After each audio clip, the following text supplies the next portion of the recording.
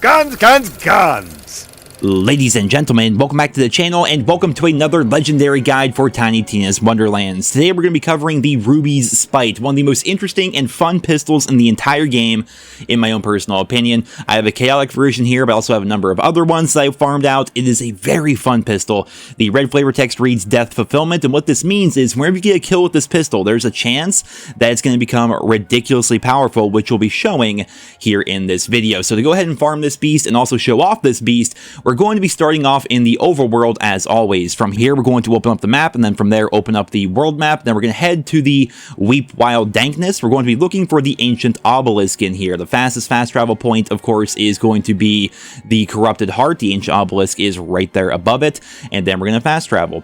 Now, this farm itself, it's going to take a little bit of running to get to the obelisk. Even when you save and quit and get a little bit closer to the obelisk, it's going to take a little bit of time, but it's really not that long of a farm, and it seems to have a pretty high drop chance from the monstrous shroom. It's a dedicated loot source. Now, of course, when you spawn in, you can head down there and fight the Banshee. Don't do that. Turn around and head this way. I mean, you can fight the Banshee if you want to. There's nothing stopping you, but if you want to farm out this gun in particular, just head this way. And just for fun, I'm going to use the Ruby Spite here while farming this, just to give you an idea of how powerful it can actually be. So what we're going to have to go ahead and do is just keep running straight here and then make a left up these stairs. Basically, what you're going to be looking for is going to be that covered bridge. If you see the covered bridge, that means you're going the right direction.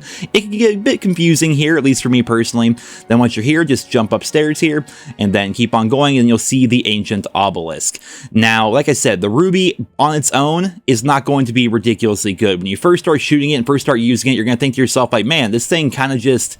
it's not amazing, right? It doesn't really do a whole lot of damage here, especially on Chaotic 5. Like, what's even going on with this thing? But the power of the Ruby Spite actually lies after you get a kill, where you get a chance for the gun to become ridiculously powerful, like this, where the fire rate goes ridiculously quick, and the bullets actually end up becoming a bit like an Atlas weapon from Borderlands 3, in that they automatically lock onto your target. As you can see, I'm just like shooting in a random direction here, and the shots are automatically locking onto the targets around me.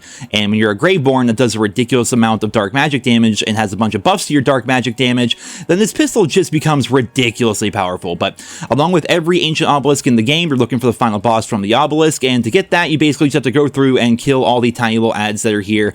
And this pistol just so happens to be amazing for killing a bunch of these little tiny ads. Once you kill enough of them, the monstrous shroom is going to spawn, and the monstrous shroom is going to have a chance to drop you this pistol. So I'll just keep on killing all these guys. We see this here in the middle, and then the monstrous shroom has spawned, and honestly, he's not all that powerful, just a normal red health bar, and especially if you have your buff from your Ruby already, you can just go through and just murder this thing really quickly, or swap to another weapon like this, and then just take him out, and then he dies. It's a very quick farm, honestly. He didn't drop it right here, so what we're going to go ahead and do is save and exit to the main menu, and then we're going to reboot up the game, and it's going to spawn us closer to where the ancient obelisk is, but it's not going to be quite on top of the ancient obelisk. I'll show you exactly how to get there. It can be a little bit confusing. Again, maybe it's just me. This zone's a bit confusing, but once you spawn in, just basically make a right, and we have a shroom right there in front of us, and there's going to be that covered bridge I talked about. So simply just run forward here. You'll be at the ancient obelisk, and then you can go and farm the monstrous shroom once again. Here are going to be some clips of me actually getting the Ruby Spite to drop.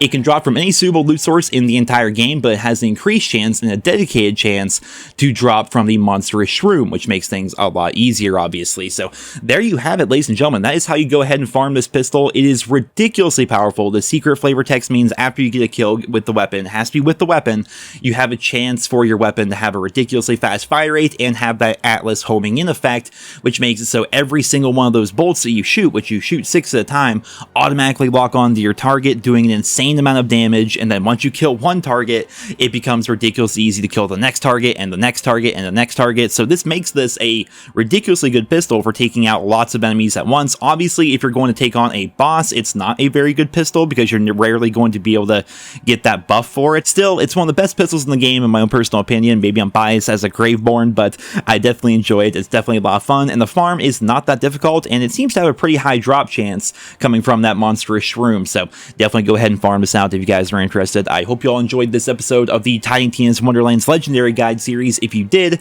consider leaving a like, leave your thoughts and feedback down there in the comments, and I hope you guys all have a wonderful day.